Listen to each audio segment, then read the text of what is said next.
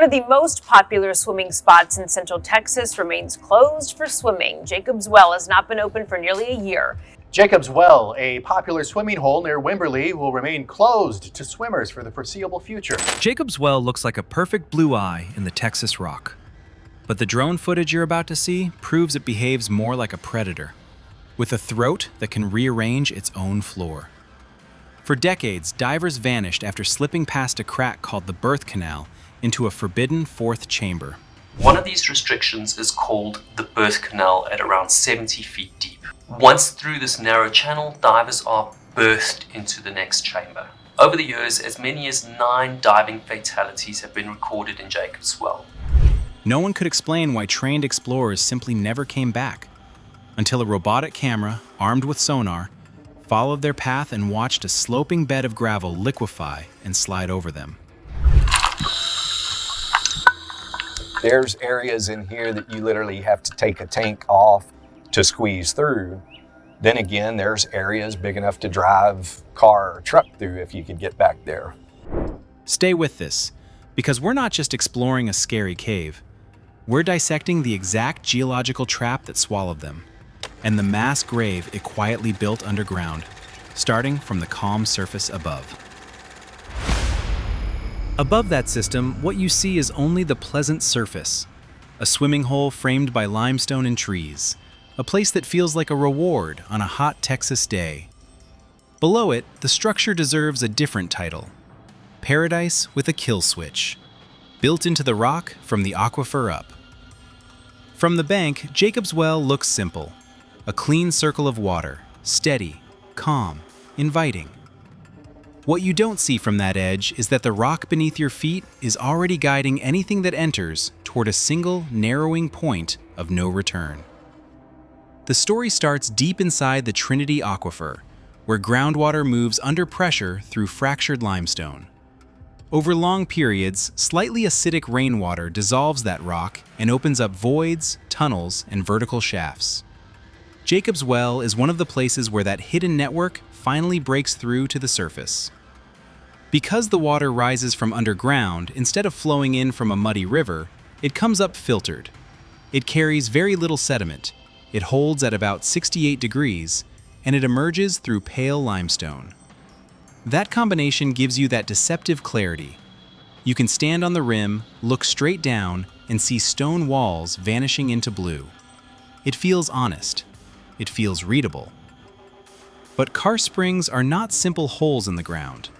They are the exposed mouths of entire cave systems, and in this case, the entrance is arranged like a mechanical funnel. The opening drops into a vertical shaft, almost like an elevator tube cut into the rock. Divers descend through that column and find themselves in what's called the first chamber. That first chamber widens compared to the entrance. There is room to move, to correct, to look around. It gives a sense of space and control. From there, the cave steps down into a second chamber, shaped more like a deeper basin, carved by eons of rising and falling water levels. With each step down, the route back becomes longer, more three-dimensional, and harder to retrace under stress. The third chamber sits below that system like the final expansion of a funnel. On early maps, it reads as another open room, more depth, more wall, more places to explore. But the geometry is doing something specific here. Those first 3 levels don't just lead downward, they focus the line of travel toward a single constriction that the entire system revolves around. That constriction has a name among divers: the birth canal. It is not a neat doorway. It is a narrow, angled crack in the limestone, just wide enough for a diver's body and equipment to pass if they turn, shift, and commit. Above it, the cave feels like a wide swim. Inside it, the character changes into a crawl, where every move has to be planned and every mistake costs time and air. To a confident diver used to tight spaces, it still looks negotiable. The rock is right there, solid to the touch. The water is clear enough to see an opening. It broadcasts a message: if you're skilled enough, you can make it. That silent dare met a diving culture in the 1970s that rewarded risk, and would help turn this place into a death toll of at least 12 people. Early exploration here operated under what many later called a Wild West mindset. Standardized protocols were limited. Guidelines, thin ropes that mark the path back out, were not always used. Lights were fewer and less reliable, and divers often relied on personal experience and bravado. The well's architecture does not care about confidence. It punishes imprecision. In 1979, two divers, Kent Mopin and Mark Brasher, followed that descending sequence: shaft, first chamber, second, then through into the deeper zones. Their decision to move past the birth canal without a firm tether line or redundant lighting was not unique for that era. It was a pattern. Human judgment, meaning a structure designed, by geology, to remove options the further you go. Karst caves worldwide show similar traits. They produce pinch points where the roof and floor nearly meet, sudden drops behind what look like flat ledges, and apparent floors made of loose material that only holds together until weight or bubbles disturb it. Jacob's Well adds an extra twist. Those deceptive ledges and floors are placed along a single pathway that feels almost engineered. Visibility plays a quiet role in that design. At the surface, you have daylight plus clear water. As you descend the shaft, the walls pull closer, and the angle of the opening above means sunlight drops off quickly. By the time you move between the second and third chambers, natural light is gone. You are in a blue tube where your perception of space depends entirely on artificial beams that only penetrate a short distance. Later, when sonar and video from robotic surveys were overlaid, a pattern emerged. The upper system, the shaft and the first three chambers, resembled a throat, broad at the mouth, then tapering and bending toward a single gravel choke that earlier maps had drawn as a vague endpoint. That end was not an end at all. It was the entry slope to the fourth chamber. To grasp how that slope turns a beautiful spring into a kill switch, you have to follow the one explorer that could keep going when human vision failed, and keep sensing when every diver's light was swallowed by the dark. The only way to trace that hidden route safely was to send in a machine built to navigate where light and human judgment both fail. An ROV, guided not by eyesight, but by sonar. When the ROV's headlights finally dissolve into a flat gray haze, the operators do not stop. They shift their attention from what the cameras can show to what the machine can map. And that is the point where the actual outline of Jacob's Well begins to emerge. Past that threshold, light becomes decoration. The cave's true shape appears only as data, in arcs and dots on a sonar screen. The vehicle they send into that space is called Explorer. In theory, it fills the role of a single cave diver. It carries vision, it can move forward, and it is tethered to the surface by a lifeline of cable. But it works under rules no human body can share. It does not use air. It does not experience nitrogen narcosis or the creeping anxiety of a narrowing exit. It can wait motionless for as long as the crew needs, and it does not make desperate choices. Explorer goes down through the same entrance humans once used. From the surface, the feed is bright and almost reassuring. The first chamber appears in full color. Pale limestone, dark gaps, a clean water column. As the drone descends toward the second chamber, that color starts to wash out. Reds drop away first, then the warmer tones, until the walls look more like a faint blueprint than a natural space. By the time Explorer drifts into the third chamber, the cameras are not really showing solid rock anymore. They show edges and silhouettes. The beams cut through a short distance, then are swallowed by blue-black water. On the surface, in the control van, the team watches the video but leans closer to another display, the sonar plot building in real time beside it. Sonar, in this context, is a substitute sense. The ROV sends out short pulses of sound that bounce off whatever they strike. ceiling, wall, loose stone on the floor, and return to a receiver. The system times those echoes and turns them into distances. Thousands of these points accumulate into a cloud of data, forming an outline of the space that wraps around the vehicle. In effect, the metal hull feels the cave with sound, the way fingers read the shape of a key in the dark. As Explorer approaches the birth canal, that sonar picture tightens. The gaps between walls on the display narrow until the passage is barely wider than the ROV itself. The cable behind it begins to scrape lightly as it brushes limestone. Each tiny contact vibrates up the tether and into the hands and headphones of the team topside. They pause, not because the machine is afraid, but because the humans watching it understand that they are now asking a device to enter a gap that previously punished any attempt to force a way through. The operator uses small, deliberate inputs. A pulse of the side thrusters to align the body with the angled crack. A gentle burst from the main propellers to nudge forward without ramming the ceiling or scouring the floor. Any strong movement risks striking rock or stirring the gravel and silt packed into the ledges.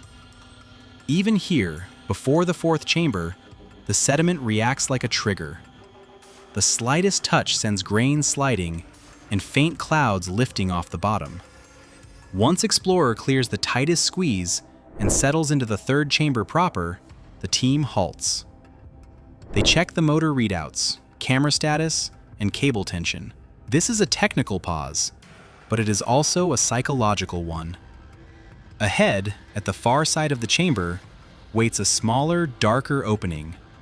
The route toward the fourth chamber, the zone from which divers never returned. When the ROV advances toward that opening, the video feed becomes a tunnel of light moving through black. The entrance to the fourth chamber is not large. It is a constricted tunnel, with walls close enough that the pilots have to rotate and tilt the hull to slip through. Beneath the vehicle, the floor is no longer simple bedrock. It is a mix of stones and fine material that shifts in response to the wash from the thrusters. Then the first interruption appears. A shape glints at the very edge of the beam, something that reflects differently than limestone. The operator stops and pivots the camera. Slowly, a single scuba fin comes into view, sticking up from a mound of gravel. Nearby, the lights catch an old, corroded oxygen tank, its metal softened and pitted by time, and a tattered piece of black wetsuit. As the camera adjusts, the team sees what those objects surround: skeletal remains, partially exposed, partially buried in the same loose debris.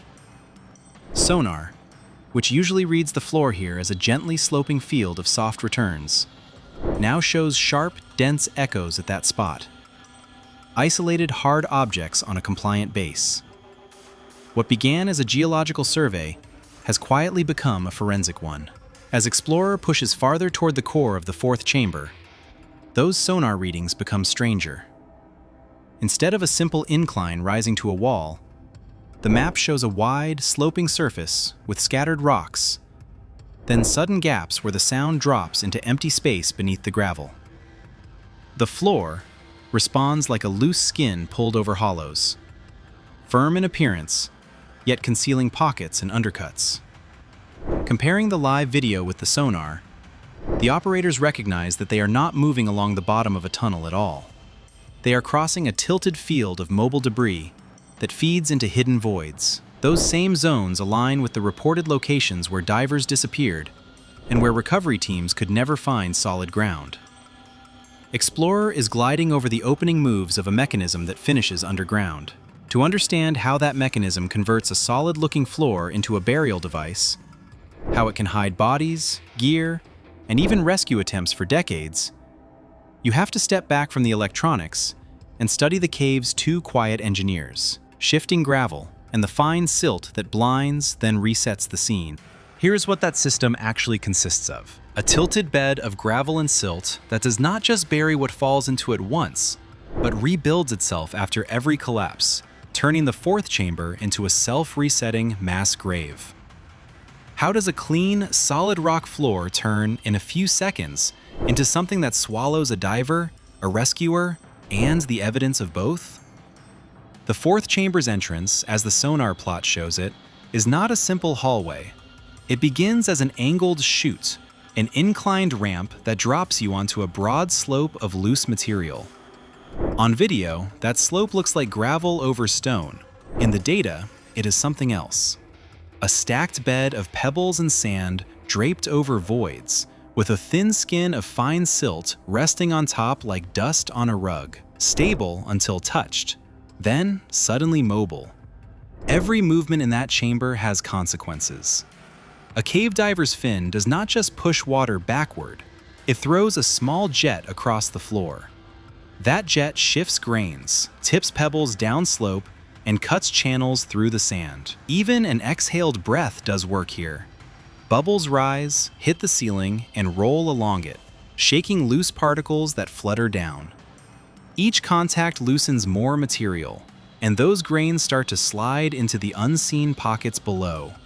As soon as the larger grains begin to roll, the fine silt sitting on top lifts into the water column. It does not drop back immediately. These particles are so small that the slow currents in the cave can hold them suspended. They spread out, and in doing so, they turn the water itself into a screen.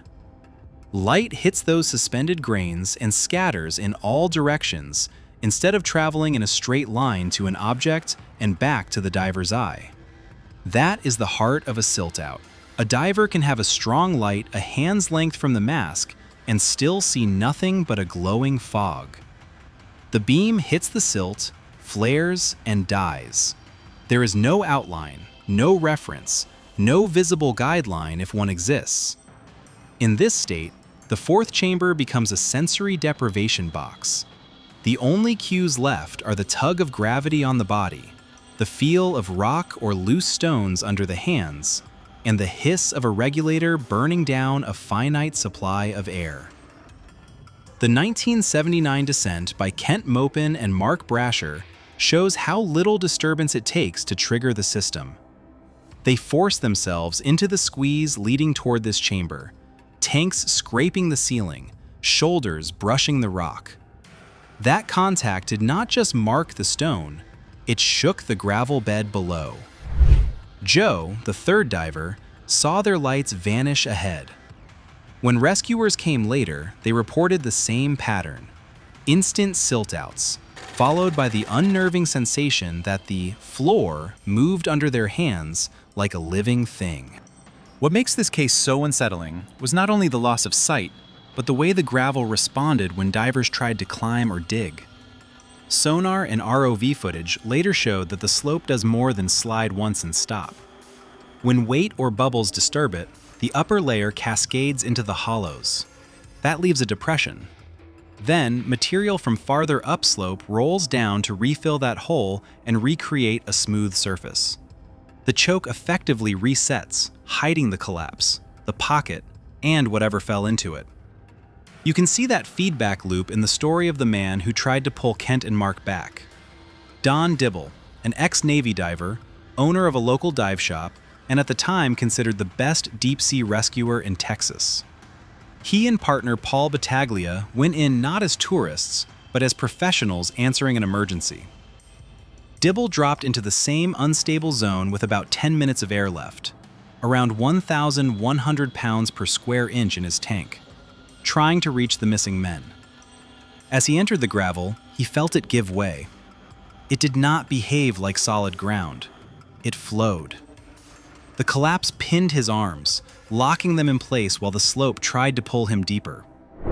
Buried, unable to dig effectively, running out of options and time, he became convinced he would die there. In that panic, he even tried to drink the silty water to end his suffering faster. What broke that sequence was another human in the system.